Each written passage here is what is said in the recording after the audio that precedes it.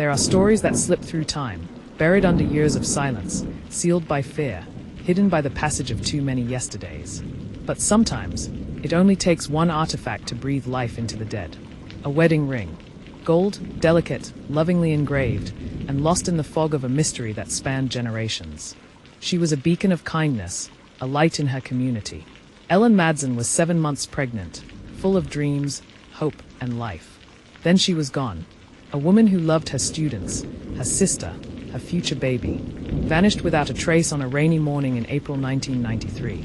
But she didn't vanish entirely, because one detail remained missing too, her wedding ring. 30 years later, that missing ring surfaced hundreds of miles away, and with it came a wave of truths that had long been buried beneath decades of deception. Today on True Crime Hub, we're taking you through the haunting disappearance of Ellen Madsen, the pain of a town that never forgot her, and the startling break that finally brought justice. All because one pawned piece of jewelry held its voice for 30 silent years. Wexford, Indiana, a town frozen in time.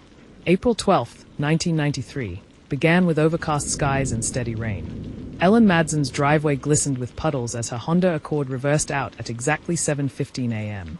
Her neighbor, Mrs. Kemp, remembered the image well. Ellen waved politely, her round belly framed by a lemon-yellow dress, soft cardigan brushing against her arms, a hopeful smile fixed on her face.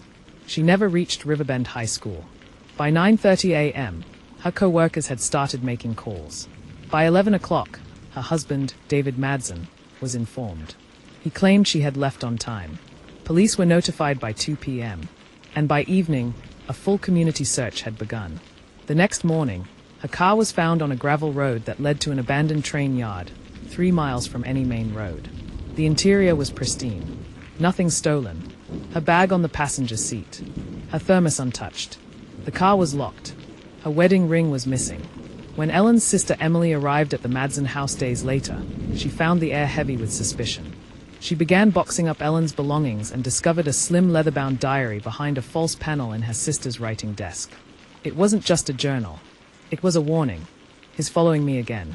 I see him parked down the road when I leave school. There's something off with the attic. I heard clicks, like a shutter. I checked his drawer. There's a key marked Unit 12. I don't know what it opens.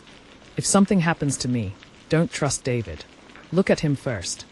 Emily brought the diary to the Wexford PD. Detectives grew suspicious. But David had an alibi. There was no body, no crime scene, no clear cause. The case stalled. David Madsen presented as the grieving husband in public, shedding tears at memorials, handing out flyers, standing beside Ellen's parents during interviews. But beneath that exterior, cracks were showing. He refused to take a polygraph. He hired a criminal attorney within a week of the investigation. 3 months later, he quit his job, sold the house, and relocated to Chicago. By the following year, he had remarried.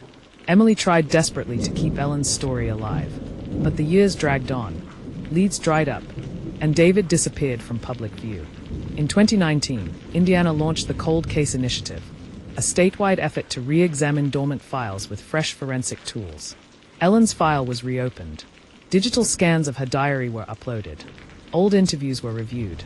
Tips long dismissed were reanalyzed. One of those tips mentioned a man named Graham Vick, a colleague of David's who left town abruptly in 1994. His name had never been officially tied to the case, until a strange connection surfaced in 2023. Outside Detroit, a second-hand jewelry store owner logged a basic transaction, a gold women's wedding band with an inscription, EM, DM 1988. He ran a quick check and found a match on a cold case database. He called the Wexford police. Detectives confirmed it matched the description of Ellen's wedding ring, custom gold with ivy engravings. The seller, Graham Vick. Modern forensic labs pulled trace DNA from beneath the engraving on the ring, carefully preserved from decades of skin contact. It confirmed 2 profiles. Ellen Madsen, a partial male DNA match, linked to Graham Vick. When authorities confronted Vick, he stayed calm. But they had a warrant. In his home, a filing cabinet of surveillance logs, handwritten notes, VHS tapes. One tape bore the label, EM Final the 4th of November, 93. The grainy footage showed Ellen's home from across the street. She left the house. Moments later, another figure, unmistakably David, walked out from a van. He waved her down. She paused. Then, nothing. In another video, dated days earlier, David and Graham stood in a garage. David, she's going to ruin everything. She says the baby might not be mine. Graham, you said she found the cameras. David, she did. She knows. That night, Ellen never made it home. Faced with evidence, Graham confessed. He admitted to stalking Ellen at David's request, setting up surveillance, and helping subdue her with sedatives. They transported her to a remote cabin owned by David in Pine Hollow. There, Ellen confronted David about his affair and about her child's paternity. David, in a fit of rage, strangled her. Graham disposed of the body in an unused well. They burned her clothes, wiped her car, and staged her disappearance.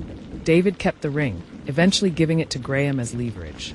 Graham, desperate for cash in 2023, pawned it. That ring held the key to the truth. Wexford came together to honor Ellen. A vigil was held at Riverbend High. Former students shared stories. Teachers lit candles. Her name echoed through the halls she once filled with laughter. A new scholarship in her name now helps young mothers returning to school. David and Graham were charged with murder, conspiracy, and obstruction of justice. For 30 years, her story was written in shadows. But in the end, a ring spoke louder than silence. Ellen Madsen was more than a case file. She was a teacher, a sister, a mother-to-be. And because one piece of evidence never gave up, her truth was heard. If Ellen's story touched you, please share this video. Help her voice reach others who might still be waiting for answers. Subscribe to True Crime Hub. We tell the stories that justice forgot, until now. Justice for Ellen. Bell subscribe for deeply investigated true crime stories. Loudspeaker share her story. Let no victim go unheard.